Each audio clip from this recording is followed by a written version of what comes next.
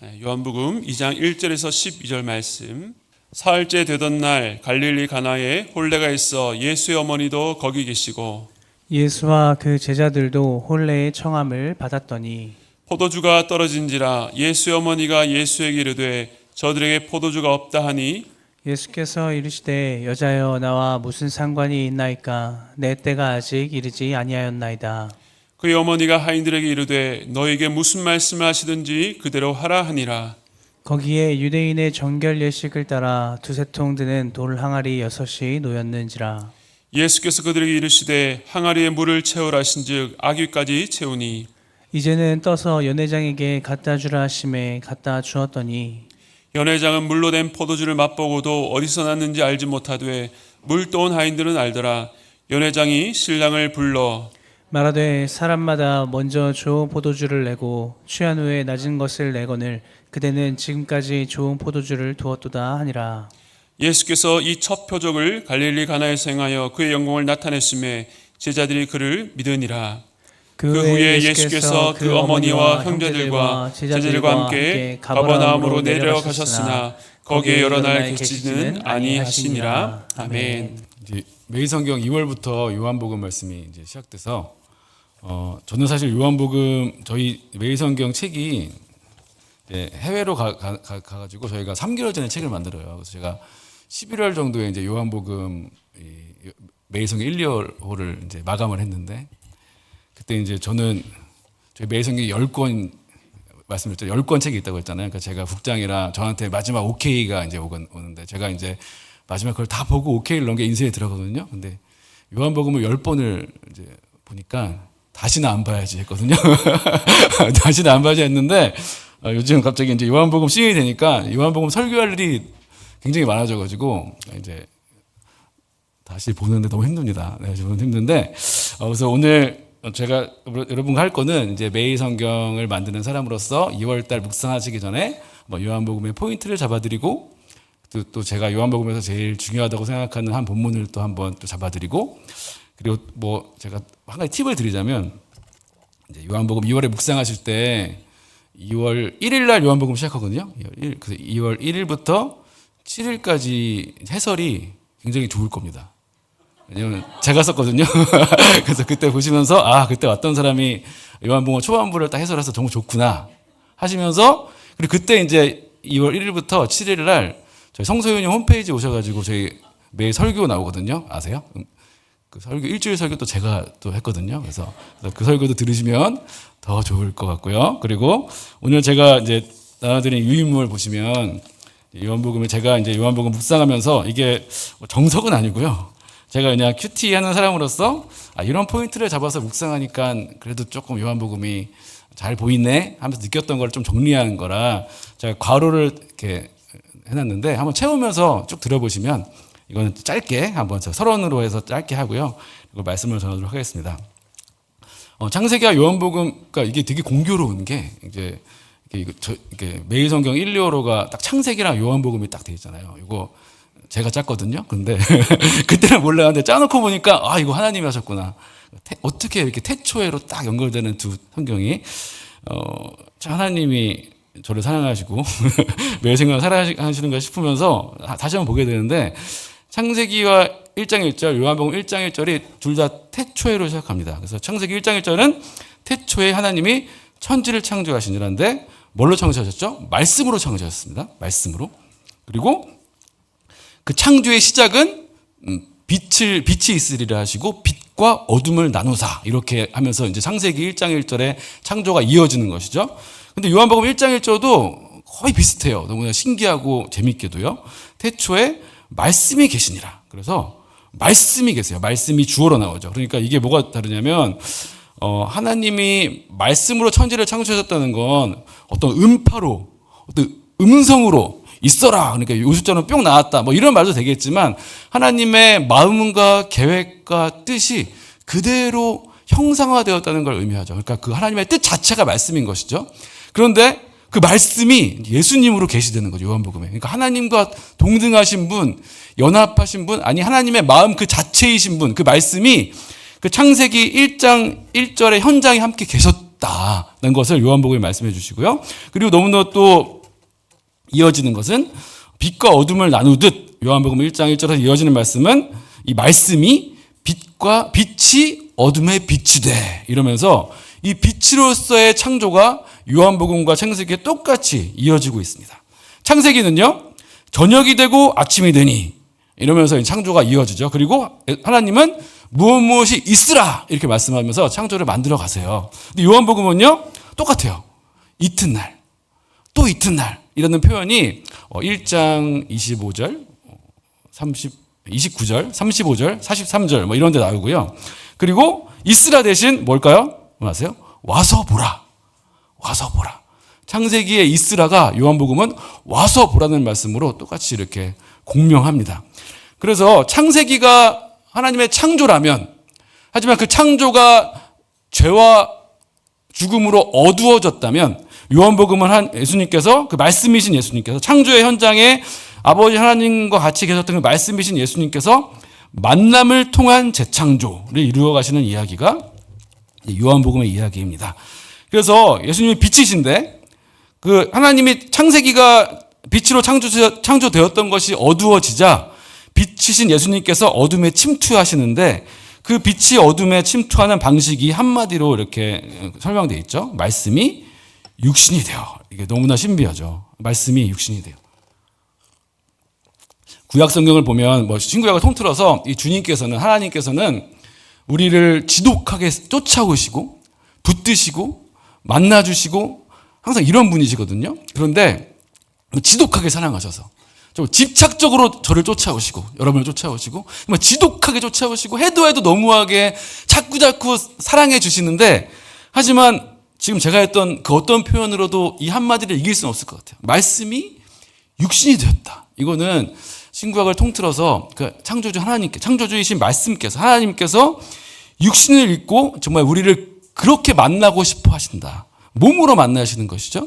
그리고 어떤 그냥 영적인 이야기가 아니라 우리를 몸으로 만나시고 그 몸으로 예수님을 닮아 살기를 바라시는 이야기가 요한복음의 이야기입니다. 그래서 오늘 여기 맨 위에 보시면 만남과 영접의 요한복음. 이건 이제 제가 그냥 요한복음을 읽으면서 저는 이게 가장 큰 키워드 같더라고요. 우리를 만나고 싶어 하시는 예수님, 그렇다면 우리는 그분을 만나서 영접해야 하는 이야기. 그래서 이번 요한복음의 메시지는 한마디로 우리는 다 어둠에 있거든요. 어둠에 있는데 그 빛이 들어왔다고 하니까 과연 어둠이 빛을 만나서 영접할 것인가? 이 긴장이 계속해서 요한복음에 흘러요. 영접해야 하는데. 그분은 계속해서 우리를 만나고 싶어 하시는데, 요한복음 1장 12절 말씀 제가 여기 적었는데 함께 읽어보겠습니다. 시작.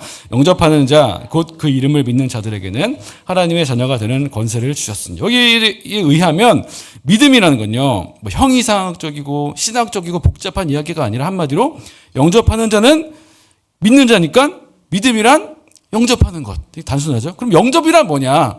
영접이란 말을 직역하면 받는 것이거든요. 받는 것. 받는 것 한마디로 직역하면. 그럼 어떻게 받을 수 있는가? 주시니까. 뭘 주셨냐고요? 요한복음 3장 16절 함께 읽습니다. 시작. 하나님이 세상을 일처럼 사랑하사 독생자를 주셨으니. 그렇죠? 이 독생자 받는 것입니다. 여기서 그런데 하나님이 사랑하신 대상이 세상이에요. 세상. 세상을 이처럼 사랑하셨는데 세상은 아까 말씀드렸던 그 어둠이에요. 어둠.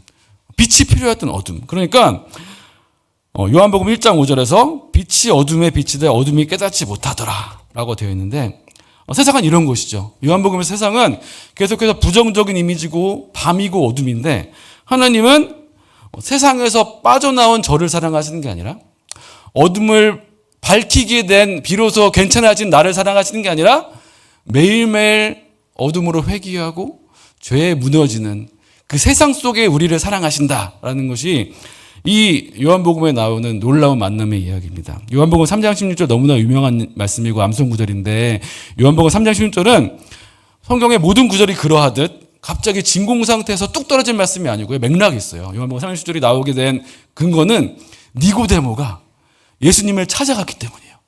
니고데모가 예수님을 찾아가지 않으셨다면 예수님이 니고데모에게 3장 16절 말씀을 하실 필요가 없었습니다. 니고데모는 밤에 예수님께 왔어요. 요한복음에서 밤은 가룟 유다가 예수님을 팔기 위해 밤중에 나가거든요. 그러니까 밤이란 것은 이 세상, 이 어둠에 사무친 세상, 죄와 죽음 그 자체를 의미하는데 니고데모가 밤중에 예수님께 왔다는 것은요. 드디어 빛을 만나러 주님께 나왔다라는 것이고요. 그런데 그 만남은 예수님께서 주도하신 만남이죠. 저는 니고데모가 자기 의지로 예수님을 만난 게 아니라 예수님께서 그 밤까지 니고데모를 기다리셨다고 생각하고요. 또 무엇보다 그 밤에 있는 니고데모가 드디어 빛 가운데로 갔다고 생각합니다. 그래서 요한복음은 이 만남이 너무 중요한 게인데요. 이 만남은 예수님께서 주도하시는 만남입니다. 그래서 제가 오늘 묵상 얘기를 또 해야 되는데 매일매일 매일 성경을 통해 혹은 다른 큐티책을 통해 예수님은 우리를 만나고 싶어 하세요. 근데 이 만남은 내가 큐티책을 펴야겠네, 내가 주도한 것이 아니라 주님께서 우리를 말씀으로 초청해가지고 싶어하는 어떤 순간들이 있습니다. 그 순간을 놓치지 마시고 포착하시고 붙드셔서 이 만남을 영접으로 이어가는 묵상이 시작되시기를 정말 축복하고요. 그리고 두 번째는 이 니고데모를 만나셨을 때 예수님께서 니고데모야 거듭나야 된다라고 말씀하시는데 이거 제가 요한복음 묵상하다 보니까 되게 좀 특이하더라고요. 그러니까 예수님께서 니고데모야 거듭나야 한다고 했을 때 처음 예수님은요 이 거듭남, 다시 태어남이라는 말에 이 다시가 사실 예수님은 다시라는 뜻으로 말하신 게 아니라 이게 동음이어인데요. 원래는 하늘로부터라는 뜻이거든요. 그러니까 니고데모가 잘못 알아들은 거예요. 여기 오늘 제 아내가 와 있는데 아내가 비슷해요. 니고데모랑 잘 못 알아듣는데 그러니까 옛날에 저희 어머니, 그러니까 어머니, 제 아내의 시어머니가 저희 아내한테 오늘 너 오늘 되게 난방이 괜찮다 이랬거든요. 난방을 이쁜 거 입고 왔는지. 그러니까 제 아내가 어머니 저희 난방 안 틀어요 이러거든요. 그러니까 제가 들으면서 니고데모다. 예수님께서 하늘로부터 태어나야 한다니까 니고데모가 어떻게 다시 태어나요? 엄마 뱃속에 들어가요? 이렇게 말하는 거예요. 이게 되게 웃긴 맥락인데 근데 예수님께서 니고데모야 멍청아, 내가 지금 하늘로부터 출생을 얘기하는데 무슨 다시 태어남, 너 진짜 멍청, 이렇게 하지 않으시고, 그렇죠? 않으시고 그대로 니고데모의 잘못 알아들음을 그대로 가져오셔서 그래 니고데모야 잘못 알아들었구나 하지 말고 다시 태어나는 게 맞다, 거듭나야지 하면서 이 거듭남이라는 기독교의 위대한 진리를 선포하시거든요. 이 거듭남이라는 게 이 니고데모의 잘못 알아들음을 꾸짖지 않으시고 그 단어를 그대로 가져오셔서 중의적인 의미로 이렇게 알기 쉽게 설명하신 예수님의 사랑이 담겨 있는 말씀이라는 거죠. 두 번째 포인트는요, 큐티란 이런 거예요. 내가 말씀 묵상 강의하러 가면 어떤 분들은 말씀하세요. 제가 감히 말씀을 묵상해도 됩니까? 말씀이란 거 어려우니까 목사님을 통해, 리더를 통해 내가 걸러 들어야 되는 거 아니에요? 내가 직접 말씀 해석하다가 잘못되면 어떡해요? 여러분, 묵상은 예수님을 믿고 시작하시는 거예요. 내가 조금 잘못 하더라도요. 맞다고 하잖아요. 잘못하더라도 예수님께서 니고데모를 사랑하셨던 그 예수님께서 우리를 교정하시고 설득하시고 우리와의 이야기를 만들어 갈 거기 때문에 여러분 묵상을 시작하시길 바라고요. 세 번째 포인트는요. 세상을 이처럼 사랑하사 했을 때 이처럼이라는 말은요. 이처럼은 이와 같은 방식으로라는 뜻이에요. 이와 같은 방식을 알기 위해서는 3장 16절 앞에 있는 3장 14절을 보셔야 하는데 여기는 인자가 십자가에 달릴 것을 말씀하세요. 그럼 이처럼이라는 것은요. 십자가의 방식으로, 십자가에 달리는 방식으로. 그러면 예수님께서 십자가에 달리는 이처럼의 방식으로 사랑하시는 대상이 바로 세상이라고 말씀하셨죠. 세상. 그래서 우리가 묵상을 매일매일 시작할 수 있는 이유는 우리는 묵상을 시작할 때 이런 말씀하세요. 묵상 매일 해서 뭐예요? 뭐 예배 매일 들어서 뭐예요? 어차피 우리 또 무너질 텐데. 면목이 없어요. 죄송해요. 아니죠. 예수님께서 우리를 너무너무 사랑하시고 이처럼 사랑하신 이유는 우리가 다시 그 세상에 돌아갈 것을 알면서도 다시 빛을 비추시기 위해 우리를 그렇게 사랑하시는 주님. 그렇다면 우리는 이는 저를 믿는 자마다, 저는 이 마다가 너무 또 이제 저에게는 감격적인 단어였는데, 그러니까 우리는 저의 이야기가 있고 여러분의 각자의 이야기가 있었는데 우리 각자마다 예수님을 빛으로 받아들여서 우리를 그렇게 설득하시고 교정해 가시고 만나주시고 우리의 영접을 애타게 기다리시는 예수님과의 우리 각자의 이야기가 이 하남 153 교회 안에 모이고 또 나눌 수 있게 되기를 축복합니다. 네, 한번 만난 것인가 붙잡힌 것인가? 제가 이 말씀 드렸어요. 여기 보면요. 제가 좀 정리한 건데 예수님이 수많은 사람을 만나시는데 이거 좀 억지일 수 있지만 여러분 억지라고 하시면 안 되는데 억지. 그냥 다 예수님이 사람이 만난 것 같지만 예수님이 하신 것 같은 거예요. 서성거리시고요. 예수님은요. 만나기 위해 이름을 알고 계셨고요. 베드로의 빌립 이거 보시면 갈릴리로 나가려 하시다가 빌립을 만나. 저는 그냥 이런 거에 저는 좀 꽂히는데 빌립을 그렇게 얼마나 만나고 싶어 하셨으면 하시다가 만나. 그리고 나다나엘 만나실 때 나다나엘아 내가 무화과 나무 아래 있을 때 너를 보았어. 오랫동안 나다나엘을 주목하시면서 만나고 싶다 나다나엘 기다리셨던 예수님. 사마리아로 굳이 가셔서 여인 만나신 예수님. 그렇죠? 기다리신 위에는 니고데모 이야기였고요. 베데스다로 굳이 가셔서 만나시고요. 그리고 맹인된 사람을 주목하셔서 만나시고. 그리고 창세기 얘기로 돌아가면 창세기는 매일 성경 3, 4, 5로 4월 마지막 부분인데요. 제가 지난주에 마감하고 온 부분이라 사무처에 있어가지고 제가 적어놨는데 이 창세기에서 야곱이 씨름하는 것도 야곱이 씨름을 건 게 아니죠. 야곱이 붙잡은 게 아니라 보시면요. 주어가 야곱이 아니에요. 어떤 사람이가 주어요. 야곱이 시작한 씨름이 아니라 하나님께서 야곱을 먼저 붙잡으시고 씨름을 거시고 그를 하나님의 사람으로 만드시는 이야기. 성경은 이런 이야기가 가득합니다. 만남과 영접의 요한복음은요. 하나님께서 그 만남 시작하시고 우리가 결국 영접하는 받는 항복을 계속해서 지금도 우리에게 요구하고 계십니다. 4번 마지막은요. 이제 숯불인데요. 숯불에서 이 안드라키아라는 단어가 성경에 딱 2번 나와요. 딱 2번. 숯불이란 말은 성경에 20번 넘게 나오는데 숯불을 그리스 안드라키아라는 말로 표현한 곳은 딱 2번.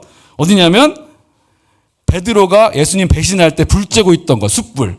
근데 예수님이 마지막에 우리 하남 153 교회 이야기가 담겨 있는 그 생선 153마리 이렇게 준비하시고 조식을 차려주시는 그 이야기에서 하필 숯불에서 그걸 하고 계세요. 베드로가 실패한 자리를 굳이 세팅하셔서 베드로를 면박 주시고 창피하게 만드시는 것이 아니라 베드로야, 네가 실패한 그 자리에서 너의 그 무너진 그 모습 그대로 내가 너를 용납하고 너와 함께 시작하겠다.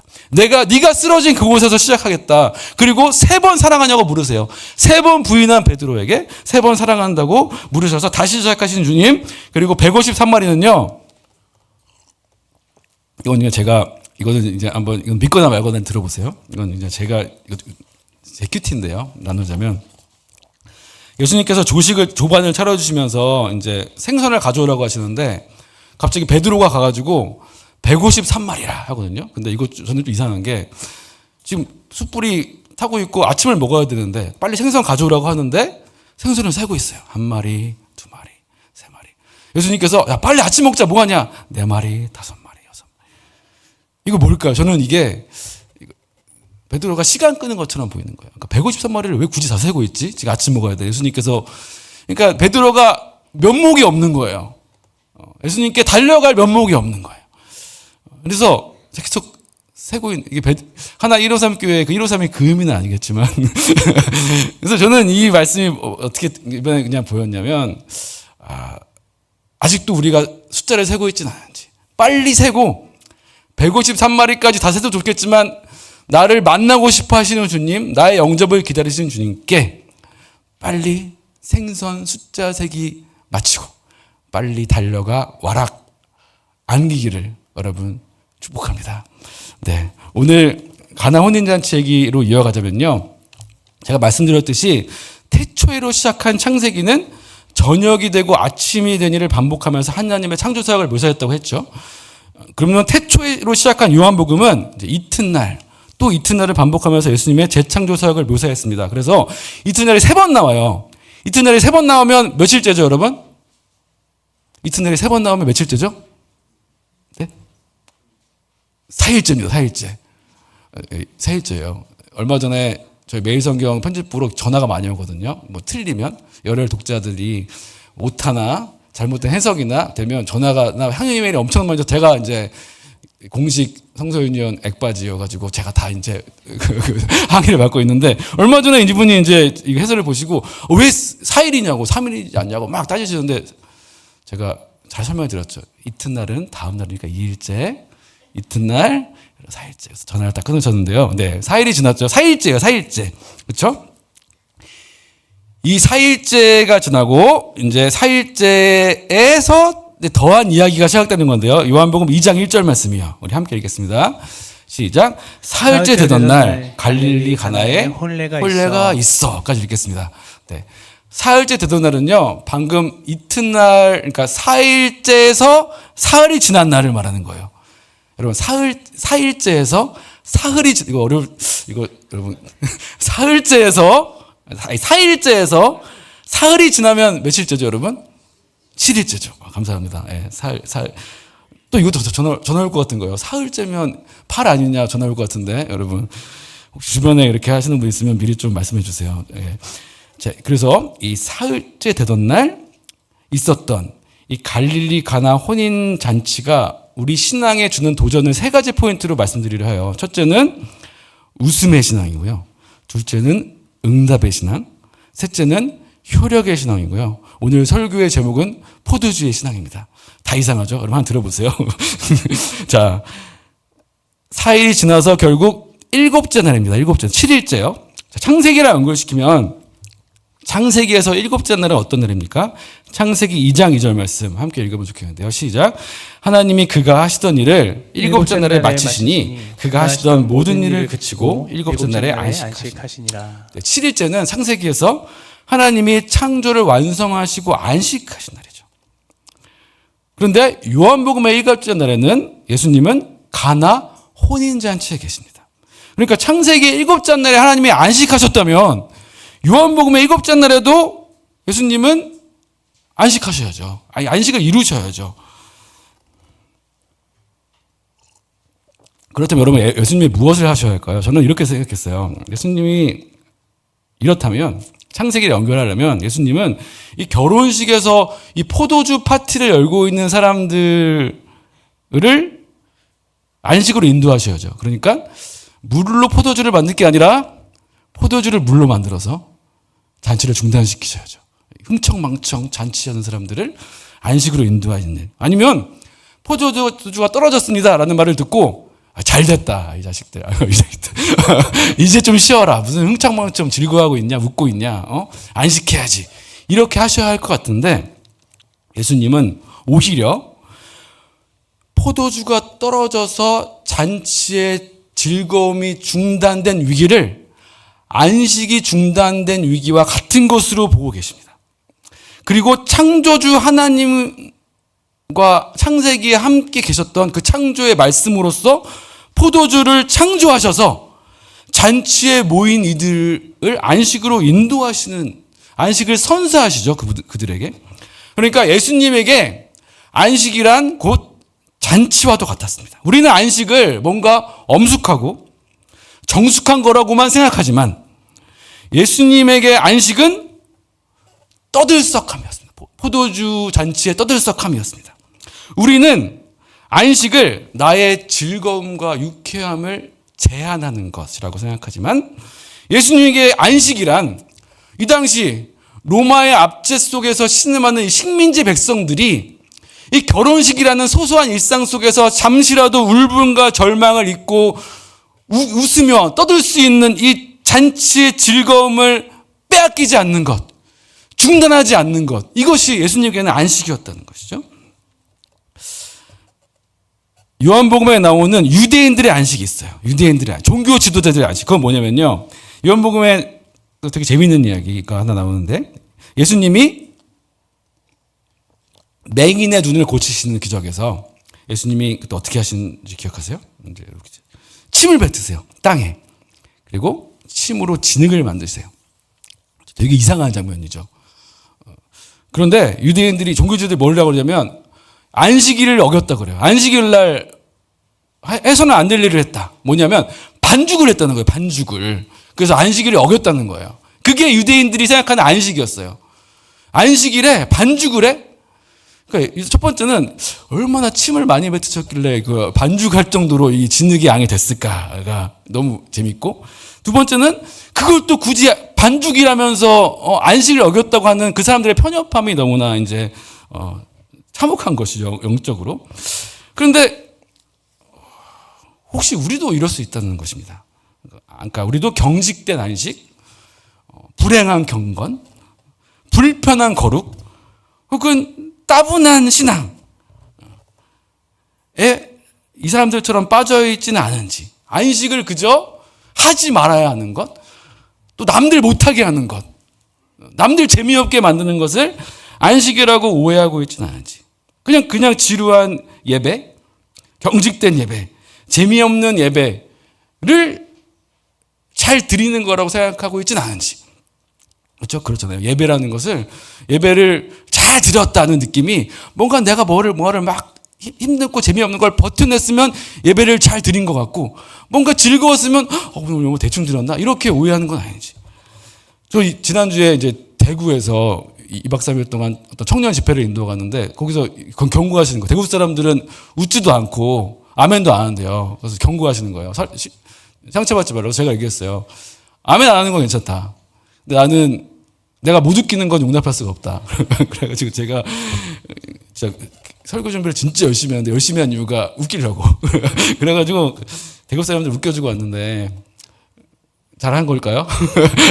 근데 이런 거라고 생각해요. 가르침은 남지 않아요. 하지만 그 즐거웠던 예배의 기억은 남더라고요. 전 중고등부를 오래 했잖아요. 오래 하면 지금도 물어보면, 애들 만나서 물어보면 제 설교는 하나도 기억 남지 않아요. 제 설교가 문제일 수 있지만 하지만 청소년 시기의 교회라는 것이 내가 버텨내고, 내가 이제 좀만 대학 가기만 해봐, 내가 이제 바로 안 올 거야, 이렇게 막 낑낑대면서 참아내야 하는 게 내가 중고등부 시절의 예배가 아니라, 그래도 재밌었던 소소한 기억들, 나를 막 재밌게 만들어주던 선생님들, 나는 진짜 무뚝뚝하고 한마디도 안 하는데 나를 웃겨보려고 나한테 말 걸어준 선생님, 이 기억들로 우리가 신앙생활을 하는 거죠. 사실 이게 신앙이고 이게 예배라고 생각합니다. 그러니까 흙으로 인간을 지으신 하나님의 반죽이죠. 그렇죠? 하나님이 창세기에서 인간을 만드실 때 그 반죽을 예수님께서 재현하시면서 침으로 반죽하신, 이거 너무 센스 있잖아요. 그 예수님의 모습을 보고 함께 웃으면서 즐거워하지 못하고 그저 안식일을 어겼다고 하는 그 사람들처럼 되지 말아야겠죠. 저는 그래서 하나님 153 교회가 잔치 공동체가 될 수 있기를 축복합니다. 그러니까 이 교회에 온 사람들이, 이 교회는 뭐가 그렇게 재밌어요? 이 교회 사람들은 왜 이렇게 표정이 밝아요?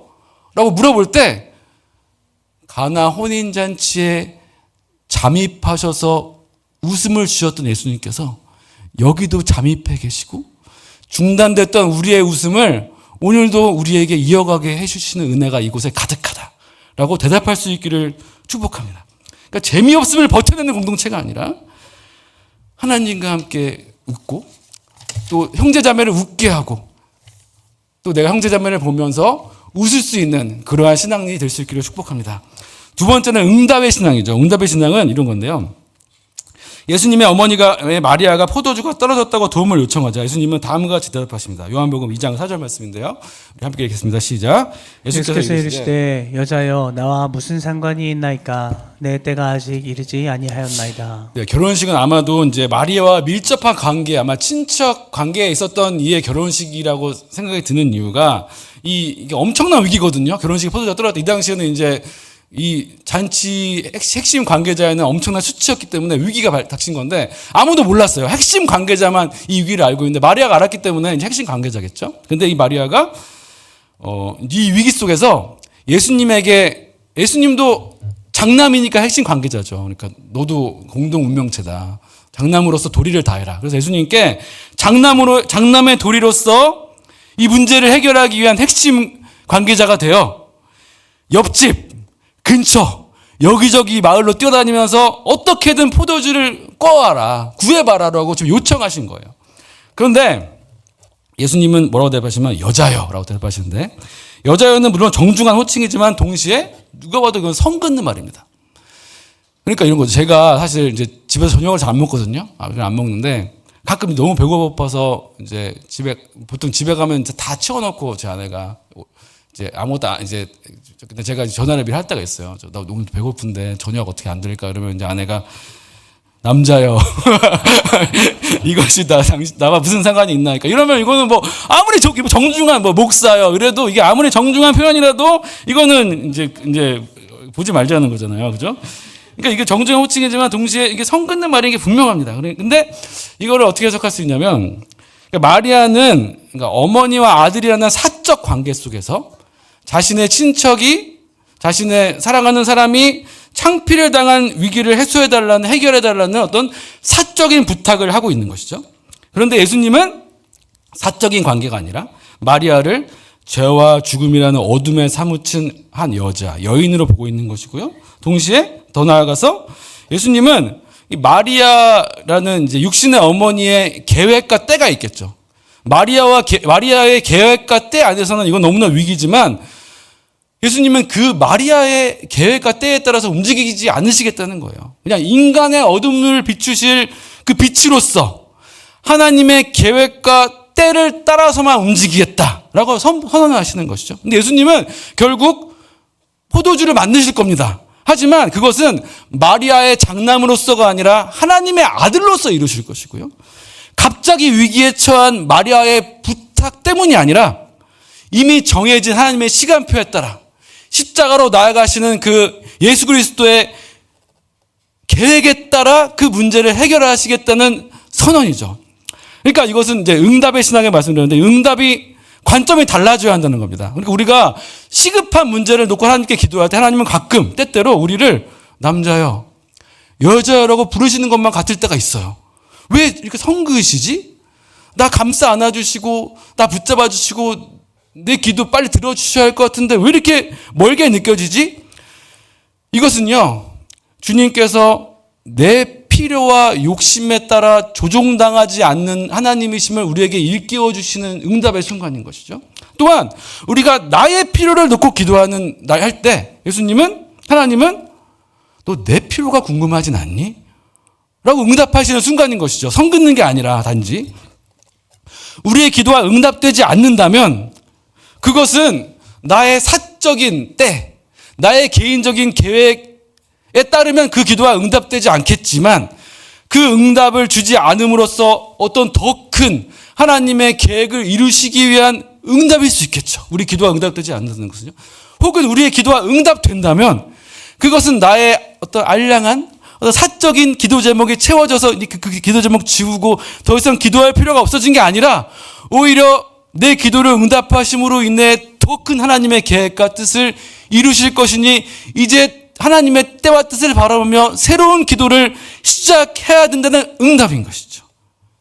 그런 의미로 하나님께서 우리에게 남자여 여자여 하시면서 마리아에게처럼 성그시는 그런 순간이 온다면 그것은 우리가 내가 바라는 것만 밀어붙이는 기도가 아니라 하나님이 바라시는 것들을 궁금해하고 묻고 마침내 응답받는 그러한 기도의 자리로 초대하시는 때일 것입니다. 이러한 응답이 우리에게 특별히 이 교회 안에 충만하시기를 축복하고요.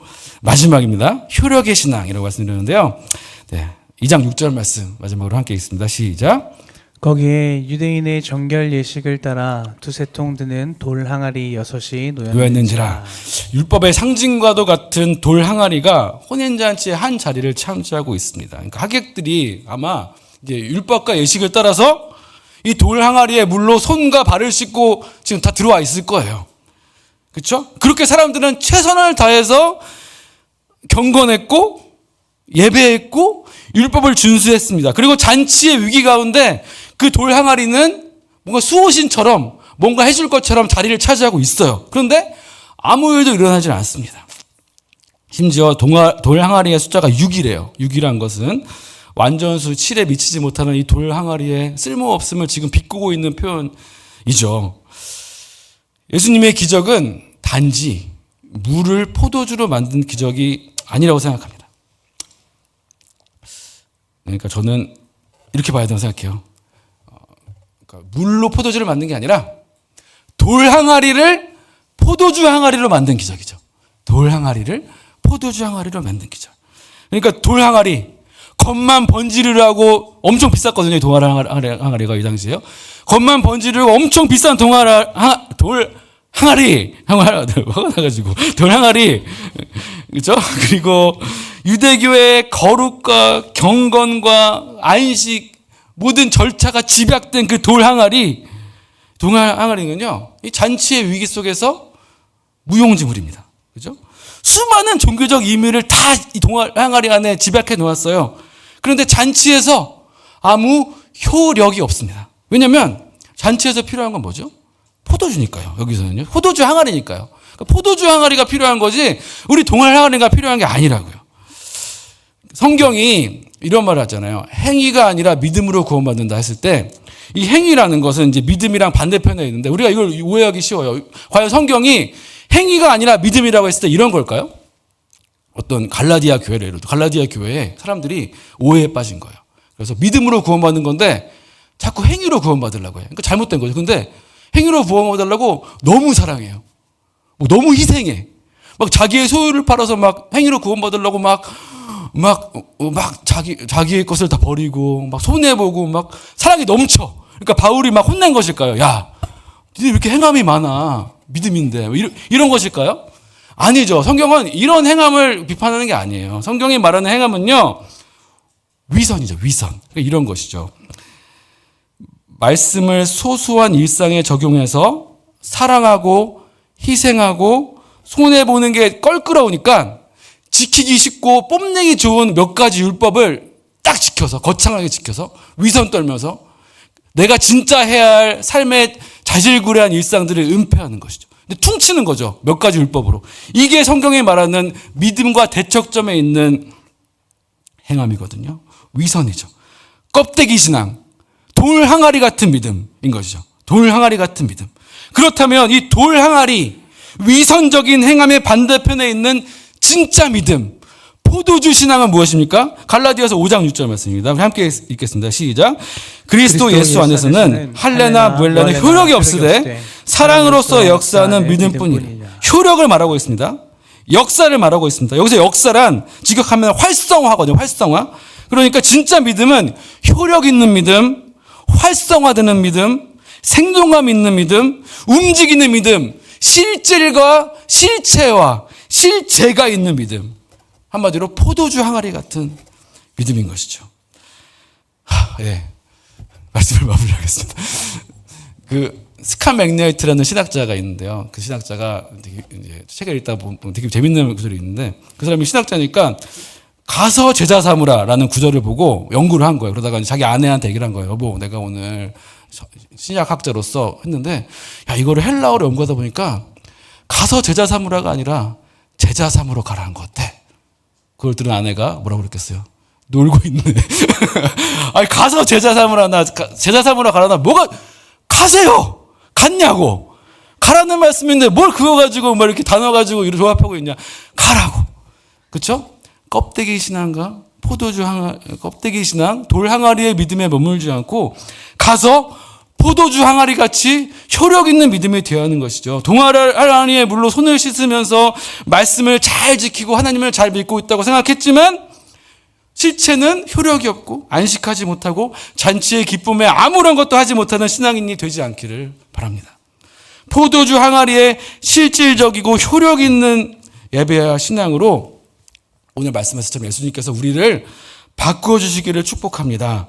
말씀이 묵상이 그냥 개념, 이론, 공식, 도구 이상에 머무는 것이 아니라 그 말씀의 효력이 내 삶에 어떻게 나타났는지를 검증할 수 있고 측정할 수 있을 정도로 우리의 신앙이 정말 효력 있는 사건이 되기를 여러분 축복하고요.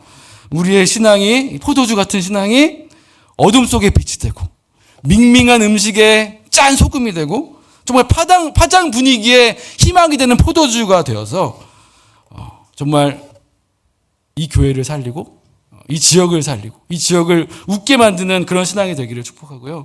무엇보다 우리의 믿음이 어떤 정지되어 있는 개념이 아니라 그냥 박제화돼서 그냥 멋있는 말을 하고 나누고 감동은 있지만 실체가 없는 그런 믿음이 아니라 시행착오와 우여곡절이 있더라도 끝끝내 조금이라도 해내서 보여드릴 게 있고 나눌 게 있는 예수님께서 육신으로 오셨으니까 우리도 육신으로서 무언가 해낸 게 있는 믿음이 되기를 여러분 축복하고요.